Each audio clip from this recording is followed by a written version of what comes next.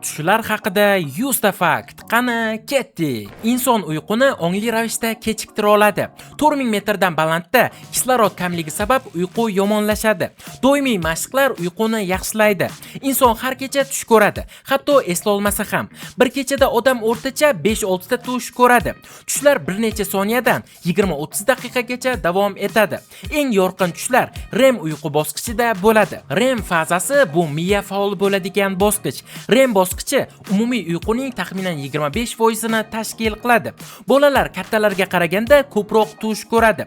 Chaqaloqlar tug'ilgandan boshlab tush ko'ra boshlaydi. Nimani ko'p o'ylab yotsangiz, tushingizda o'sha narsani ko'rasiz. Ongli tushlar qo'rqinchli tushlarga qarshi yordam beradi. Tushlar miyaga axborotni qayta ishlashda yordam beradi. Odamlar uyg'ongandan keyin tushlarning 95% ni tezda unutadi. Tush paytida uyg'onilsa, u yaxshiroq esda qoladi. Uyqu vaqtida miya uyg'oq holatdagidan ham faol bo'lishi mumkin. Tushlar xotira bilan bog'liq bo'lgan gipokamp faoliyati bilan aloqador. Mendeleyev davriy jadvalni tushda ko'rganligi legenda hisoblanadi. Tushlar bilim va ko'nikmalarni mustahkamlaydi. Tushlarda asosan tanish odamlarning yuzlari bilan ko'rinadi. Uyqudan keyin o'rganish qobiliyati yaxshilanadi. Miya butunlay yangi yuzlarni o'ylab topolmaydi. Yoshlar rangli tushlarni ko'proq ko'radi. Spirtli ichimliklar REM bosqichini zaiflashtiradi. Uyqu yetishmasligi tushlar sonini kamaytiradi. Ba'zi dorilar tush mazmuniga ta'sir qiladi. Stress ko'pincha qo'rqinchli tushlarga sabab bo'ladi. Qo'rqinchli tushlardan biri tishingiz uzilib ketishidir. Uyqusizlikdan keyin REM bosqichi kuchayadi. Tush ichida tush ko'rish ham mumkin. Tushlar his tuyg'ularni tartibga soladi. Qora oq televizor bilan ulg'ayganlar ko'proq qora oq tush ko'radi. Tug'ma ko'r odamlar vizual tush ko'rmaydi. Ular tushlarda tovush, hid va teginishni sezadi.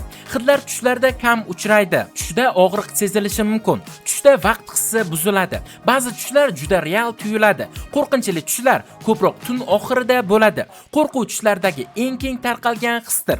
Eng ko'p uchraydigan holat tushingizda balandlikdan yiqilib ketishdir. Qo'rqinchli tushlar ruhiy travma bilan bog'liq bo'lishi mumkin. Bolalardagi qo'rqinchli tushlar tasavvur bilan bog'liq. Takrorlanadigan tushlar ichki bosim belgisidir. Uyqu vaqti eng qo'rqinchli narsa bu uyqu valashi hisoblanadi. Tushda odam gapirishi yoki baqirishi mumkin. Ongli tush bu tush ko'rayotganlikni anglash holati. Ongli tushlarni mashq qilish orqali rivojlantirish mumkin. Bunday tushlarda voqealarni boshqarish ham mumkin. Oddiy odamlarda ongli tushlar oyiga 1-2 marta uchraydi. Ba'zilar har kuni ongli tush ko'rishadi.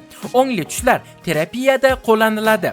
Tushda jismoniy mashq qilish ham mumkin. Miya tushdagi harakatlarga real qabul qiladi. Uyqu vaqtida tana deyarli falaj bo'ladi. Bu tushdagi harakatlardan himoya qiladi. Isitmangiz bor vaqtida qo'rqinchli tushlar ko'rasiz. Ba'zan bu himoya ishlamaydi va bu lunatizm deb ataladi. Lunatizm bolalarda ko'proq uchraydi. Tushda kulish mumkin. Tushda gapirish keng tarqalgan holat. Erkaklar tushda ko'proq gapiradi.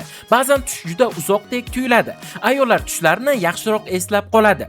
Tushlar ko'pincha yengil uyg'onish paytida paydo bo'ladi.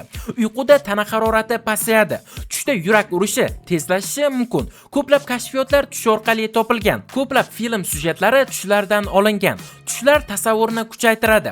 Rassomlar tushlardan tez-tez foydalanadi. Tushlar muammolarni hal qilishga yordam beradi. Ba'zi odamlar tushda o'z ovozini eshitmaydi. Musiqa tush mazmuniga ta'sir qiladi. Tushlar kasallik belgilarini oldindan ko'rsatishi mumkin. Do'stlar, siz ham YouTube'da o'z kanalingiz bo'lishini xohlaysizmi? Lekin nimadan boshlashni bilmaysizmi? Hozir ko'pchilik shunday xatoga yo'l qo'yadi.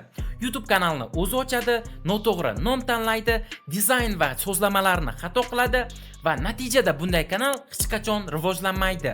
Shuning uchun biz sizga tayyor YouTube kanal ochib beramiz, kanalingiz uchun unikal nom topamiz, sifatli banner avatarka tayyorlaymiz va kanalingizni rekomendatsiyaga chiqadigan qilib sozlab beramiz. Hattoki hozirda ko'pchilik duch kelayotgan raqam bilan tasdiqlash muammosini ham hal qilib beramiz. Agar siz ham YouTube'da o'z kanalingizni boshlamoqchi bo'lsangiz, ekrandagi admin profiliga YouTube kanal so'zini yozib qoldiring. Biz esa sizga batafsil ma'lumotni yuboramiz. Ba'zi odamlar tushlarni umuman esla olmaydi. IQsi baland odamlar tushni ko'proq eslaydi. Ba'zi tushlar yillar davomida takrorlanadi. Hayvonlar ham tush ko'radi. Itlar tushda oyoqlarini qimirlatadi. Qushlarning tushlari qisqaroq bo'ladi. Tushsiz uyqu uzoq davom etolmaydi. Qadimgi Misrda tushlar muhim deb hisoblangan. Tushlar ta'biri kitoblari ming yillardan beri mavjud.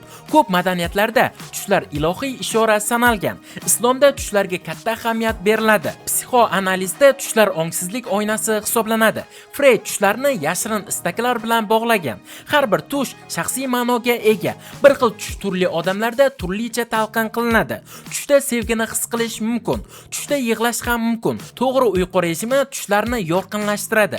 Uxlashdan oldingi musiqa tushlarga ta'sir qiladi. Telefon bilan uxlash tush sifatini pasaytiradi. Tush kundaligini yuritish ularni yaxshiroq eslashga yordam beradi. Tushlar inson miyasi yaratgan eng sirli jarayonlardan biridir. Tushlar ko'pincha mantiqsiz bo'ladi.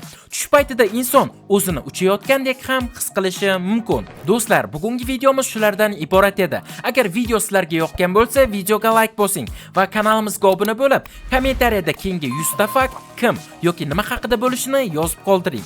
Keyingi videolarda ko'rishguncha, xayr.